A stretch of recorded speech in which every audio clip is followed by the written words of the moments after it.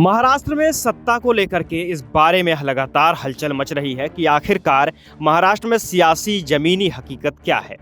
इस बारे में कई कयास लगाए जा रहे हैं तो कई बातें भी सामने हो रही हैं कि क्या सरकार रहेगी या महाराष्ट्र की सरकार एकनाथ शिंदे की सरकार गिर जाएगी।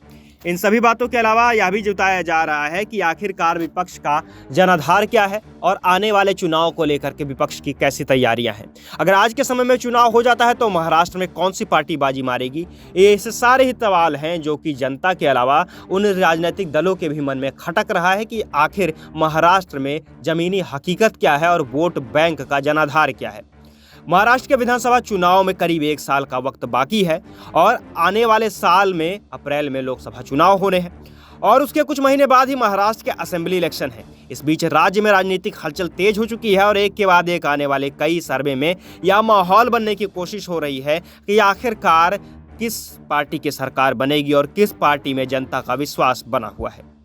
बता दें कि एकनाथ शिंदे के सीएम पद के लिए सबसे पसंदीदा चेहरा बताया जा रहा है। वहीं अब एक नई एजेंसी के सर्वे में यह बात सामने आई है और इसमें अनुमान जाहिर किया गया है कि महाराष्ट्र विधानसभा के चुनाव यदि आज के समय में हो जाते हैं तो भाजपा लगभग 123 से 129 सीटें हासिल कर सकती है और ऐसा करके वह सबसे बड़ी पार्टी बन जाएगी। इसके अलावा सीएम पद के लिए देवेंद्र फडणवीस को 35% लोगों ने अपनी पहली पसंद बताया है। इसके अलावा दूसरे नंबर पर एकनाथ शिंदे नहीं बल्कि कांग्रेस के अशोक चौहान को रखा गया है। उन्हें 21% लोगों की पसंद बताया गया और तीसरे नंबर पर अजित पवार का नाम है जिन्हें 14% लोगों ने पसंद किया है। फिर एकनाथ शिंदे हैं जो कि 12% लोगों की पसंद के साथ चौथे स्थान पर है।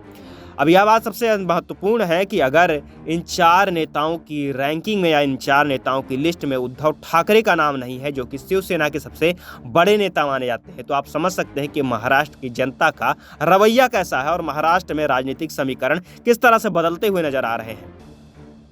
बता दें कि इस सर्वे को अखबारों में छपाया गया है जिसको लेकर शिंदे गुट और भाजपा के बीच अब खींचतान पैदा हो गई या फिर कहे कि तनाव की स्थिति पैदा हो गई है।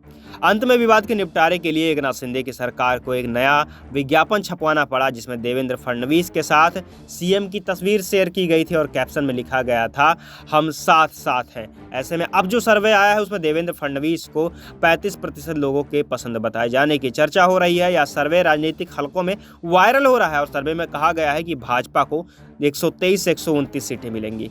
खैर, वह राज्य फिर से सबसे बड़ी पार्टी बनकर उभरेगी या फिर इस बार कुछ अलग होने वाला है, यह तो जनता के अंदर की बात है। लेकिन फिलहाल इस सर्वे के अगर गौर करें तो शिंदे की सेना को 25 सीटें मिलने का अनुमान है। शरद पवार के एनसीपी को 56 सीटें मिल सकती हैं तो कांग्रेस के खाते में 50 से 53 सीटें आ सकती हैं।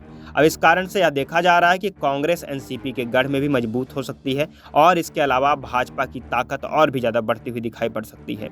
इन सभी पार्टियों की सबसे खराब स्थिति उद्धव ठाकरे की लीडरशिप वाली शिवसेना गुट की है। इस गुट को 17 से 19 सीट ही मिलने का अनुमान है। ऐसे में दिखाया जा रहा है कि आने वाले चुनाव में किस तरह से महाराष्ट्र के रणनीतिक और साथ ही जनता के जनाधार को लेकर के बातें तय होती हैं।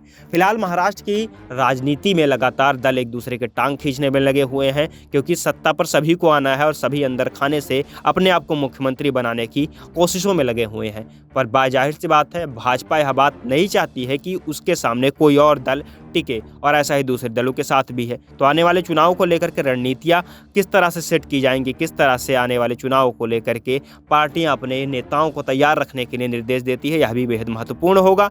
फिलहाल के लिए इतना ही। देश और दुनिया की तमाम अन्य खबरों को, राजनीति से जुड़ी हुई या अन्य खबरों से जुड़ी हुई जानकारी प्राप्त करने के लिए जुड़े रहिए हमसे और देखते रहिए SPN9 न्यूज़। धन्यवाद।